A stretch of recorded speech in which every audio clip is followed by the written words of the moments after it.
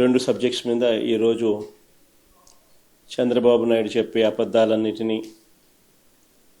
అవి ఏ రకంగా అబద్ధాలు అని, తాను ఏ రకంగా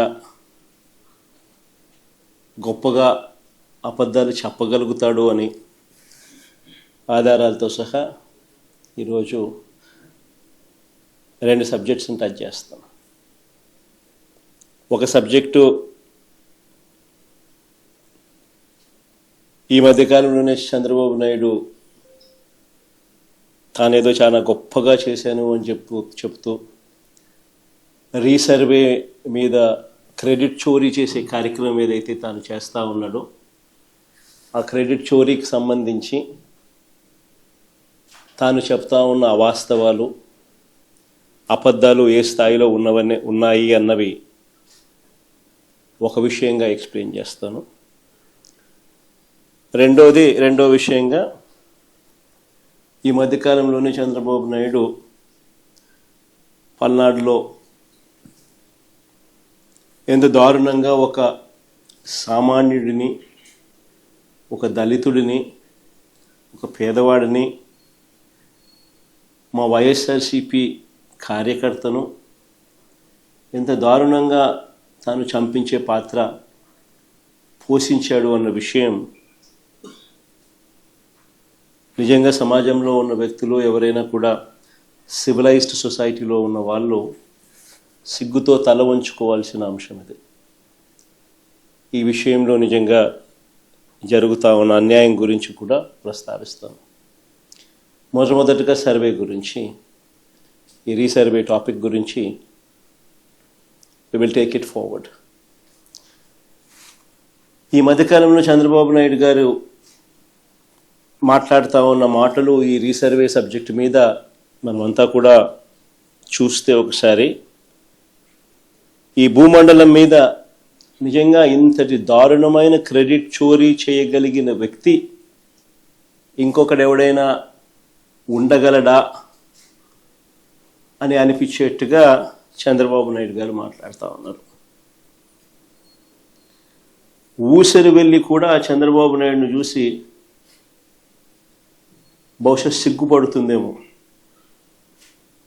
అంతటి దారుణమైన మోసాలు, అంతటి దారుణమైన అబద్ధాలు. నేను సూటిగా చంద్రబాబు నాయుడు గారిని అడుగుతా ఉన్నా, మీ ద్వారా ప్రజలందరి తరపున అడుగుతా ఉన్నా, అయ్యా 4 సార్లు సీఎం అని చెప్పి చెప్పుకునే ఈ పెద్ద మనిషి చంద్రబాబు నాయుడు, నేను అడుగుతా ఉన్నా, భూముల రీసర్వే చేయాలన్న కనీస ఆలోచన అయినా కూడా నీకు ఎప్పుడైనా గతంలో వచ్చిందా అని?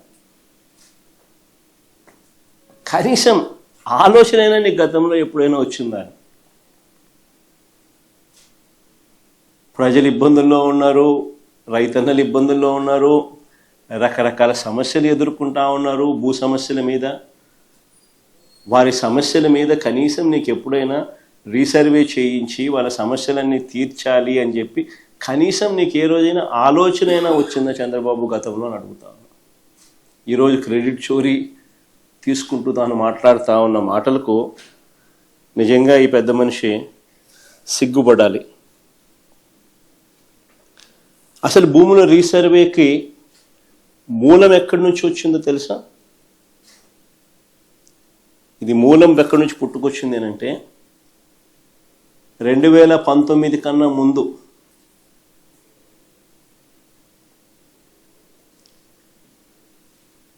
నా 3648 కిలోమీటర్లు సాగిన నా పాదయాత్రలో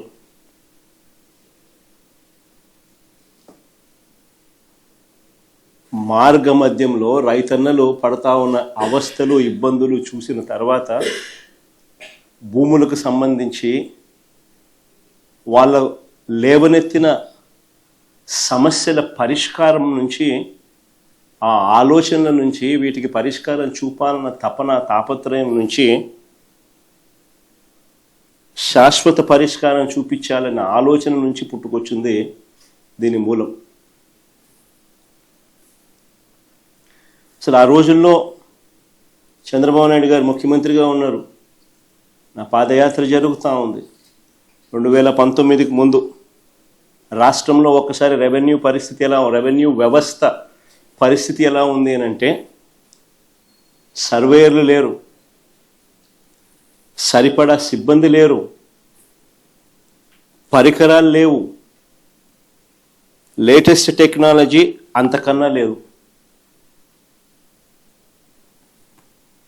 భూములు ఎప్పుడైనా కూడా క్రయ విక్రయాలు జరిగినా, లేకపోతే భాగ పరిష్కారాల్లో భాగంగా ఏదైనా కుటుంబాల మధ్య డివిజన్ చేసుకున్న సబ్ డివిజన్ లేదు, మ్యూటేషను లేదు. ఇవి కూడా జరిగేటివి కాదు. పైగా ఎడా పెడ, లెఫ్ట్ రైట్ సెంటర్, ఈయనకు ఎప్పుడు మూడు వస్తే అప్పుడు, ఎప్పుడు బుద్ధి పుడితే అప్పుడు, ఎవరైనా నచ్చకపోతే అప్పుడు. 22A అంటే ప్రోహిబిటెడ్ ల్యాండ్ సేల్. 22Aలో భూములు పెట్టడం, ప్రోహిబిటింగ్ ఎనీ ల్యాండ్ సేల్. వీళ్ళకి ఇష్టం రైతులను, ప్రజలను ఇబ్బందులు పెడుతూ అవస్థలకు గురి చేస్తున్న పరిస్థితి. ఇలాంటి 1,00,000 సమస్యలకు పరిష్కారంగా సమగ్రమైన భూ సర్వే అండ్ సమగ్రమైన ల్యాండ్ రిఫార్మ్స్. భూ సంస్కరణలు చేయాలన్న ఆలోచన వాటి నుంచి వచ్చింది. అందుకని 2019 ఎన్నికల కన్నా ముందే మా మేనిఫెస్టో కాపీ కూడా ఒక డిస్ప్లే చేయడం ఒకసారి. మా మేనిఫెస్టో కాపీలోని 2019లో ఒకసారి డిస్ప్లే చేయండి.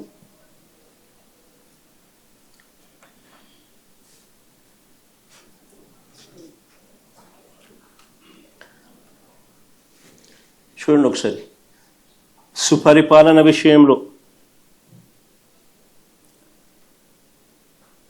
రాష్ట్రంలో భూములన్నింటినీ సమగ్ర రీసర్వే చేయించి భూ యజమానులకు శాశ్వత యాజమాన్య హక్కు కలగజేస్తాము. Manifesto promise.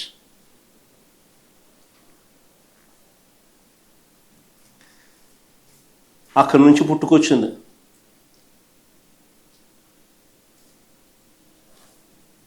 చెప్పిన మేరకు ఇది ఒక మహాయజ్ఞం అని తెలిసి,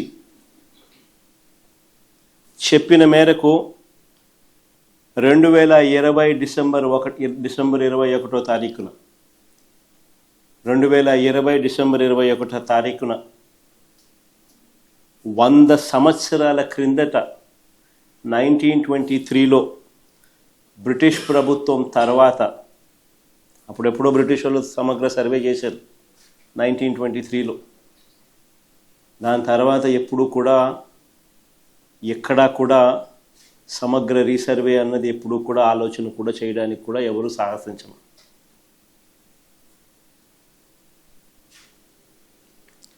చెప్పిన మేరకు 2020 డిసెంబర్ 21వ తారీఖున 100 ఏళ్ల తర్వాత 1923లో బ్రిటిష్ ప్రభుత్వం తర్వాత సమగ్ర భూ సర్వే రికార్డ్స్ అన్ని అప్డేట్ చేయడం, సిస్టమ్స్లోకి రిఫార్మ్స్ తీసుకొని రావడం మొదలుపెట్టి ఒక గొప్ప అడుగు పడింది ఆ రోజు. నిజంగా ఇది ఒక రాష్ట్ర ప్రభుత్వంగా ఒక సువర్ణాక్షరాలతో లిఖించదగ్గ ఒక గొప్ప అధ్యాయం. సమగ్ర రీసర్వేతో కూడిన ఈ సంస్కరణలు మేము చేసినది నిజంగా ఒక మహాయజ్ఞం లాంటిది. చెప్తా ఎందుకు అంత యజ్ఞం అనే పదం ఎందుకు వాడుతూ ఉన్నాను అని అంటే, ఒకసారి ఆ లోతు లేకపోతే మీతో పాటి ప్రజలందరికీ కూడా అర్థమవుతుంది అసలు ఎంత లోతుగా పోయాము అని. ఇది చెయ్యాలి అని అంటే ఎంత కష్టమైన పని అని కూడా అందరికీ అర్థమవుతుంది. దేశ పరిపాలనా చరిత్రలో భూ సంస్కరణలో సువర్ణాక్షరాలతో ఎందుకు లిఖించదగ్గ అధ్యాయం అని చెప్పి కూడా చెప్తా. ప్రజలకు, రైతులకు వివాదాలు లేని విధంగా, ఐ రిపీట్ దీస్ వర్డ్స్, వివాదాలు లేని విధంగా పారదర్శకంగా భూముల సర్వే చేయడంతో పాటు భూ రికార్డులన్నీ కూడా అప్డేట్ చేయడం, వాటిని ట్యాంపర్ చేయలేని విధంగా ఫిజికల్ అండ్ డిజిటల్ ఫార్మాట్లో రకరకాల వివిధ చోట్ల వాటిని భద్రపరచడం.